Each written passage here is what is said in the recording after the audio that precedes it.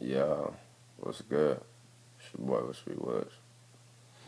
And in this video, you guys, I'm kind of speaking to one viewer in particular, and honestly, again, this isn't a rant video or anything to disprove anyone's theory or any of that, because like I said, we don't here we don't rag on people's theories on my channel, okay?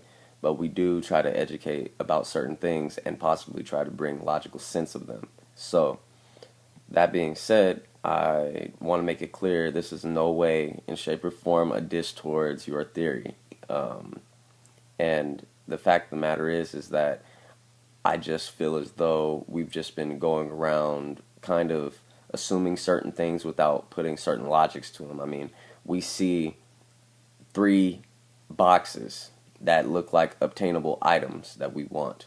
And then throughout the game, we see three things that look like they are connected. So then we, for some reason, because the human mind is built that way, we connect those two things and think, oh, well, that has to be it. Well, the fact of the matter is that it's just not that easy, okay? Now, we are looking at the observatory right now, and this one viewer in particular feels as though that the observatory is the mural and thinks that the boxes perfectly align with the panels that are on the floor.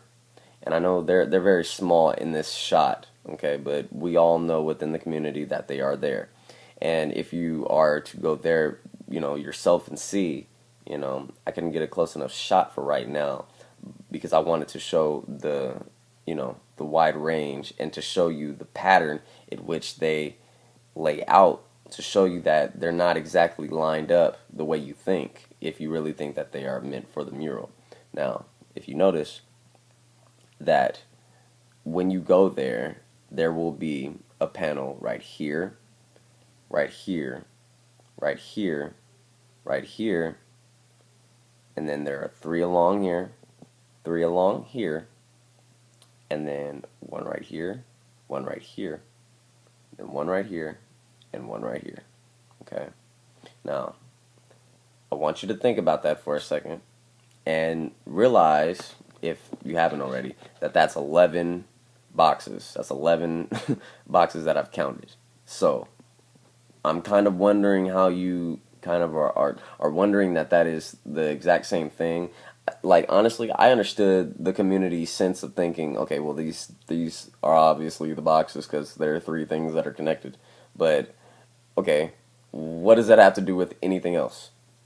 I mean, I get that, you see the eye right here, or supposedly the eye, and then you look straight up, and there you go, right? But that's, once again, people thinking too physical.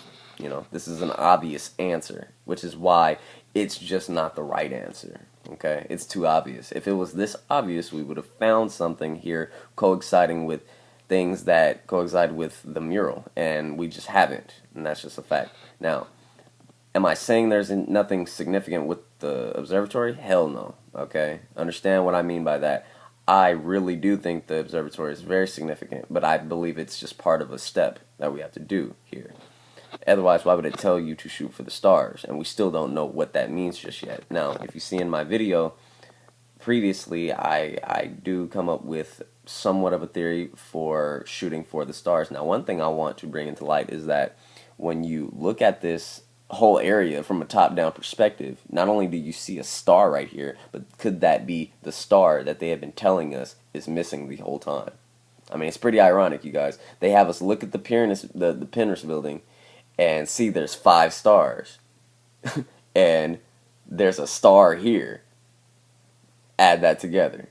6 stars. Okay? So, aside from that, I do want to bring into light the fact that, do I feel as though these doors open? Hell, possibly. We honestly don't know at this point. Okay? Me personally, I'm not exactly leaning towards trying to break these doors open. If there is something to activate them, then I'm hoping that we can stumble upon certain evidence to bring us toward that, aside from just lights. Now, understand these lights.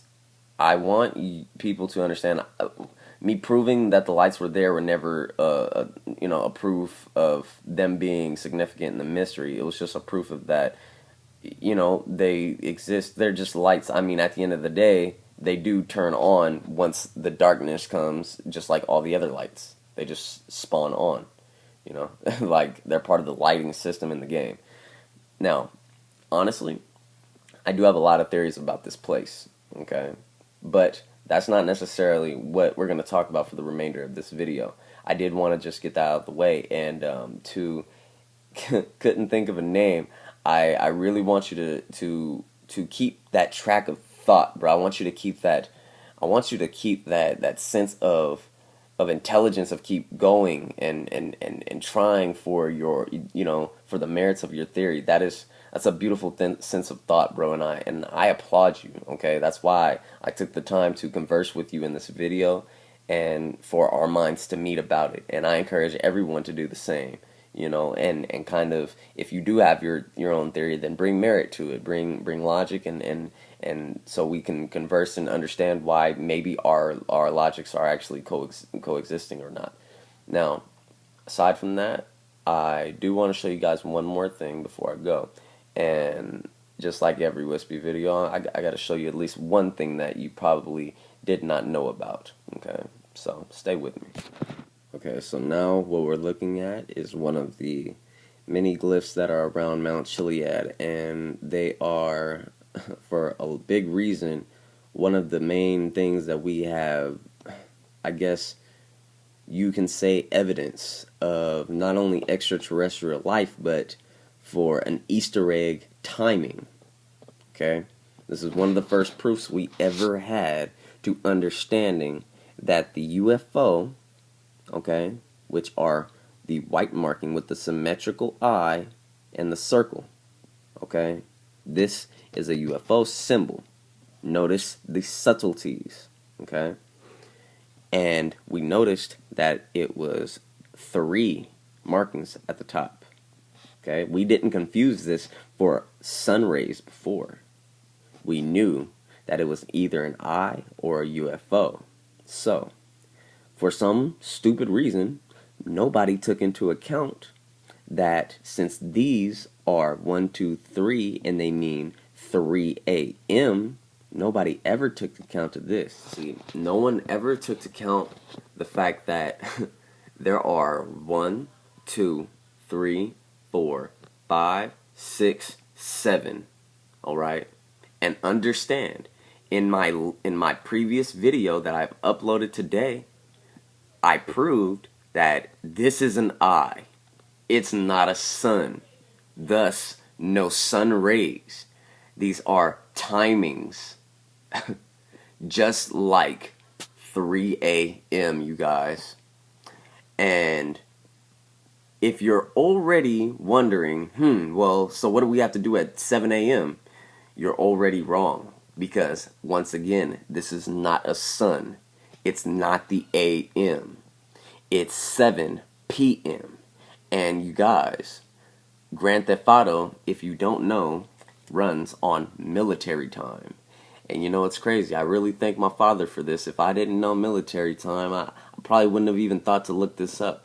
But the fact of the matter is that when you look at GTA, we run on 100 hours. That's military time. So when you convert 7 o'clock p.m., you get 1900 hours. The same time on the Cluckenbell factory. Is that not proof or not that something significant is at Paleto Bay? Like, comment, and subscribe, and let me know. Until then, spread the truth.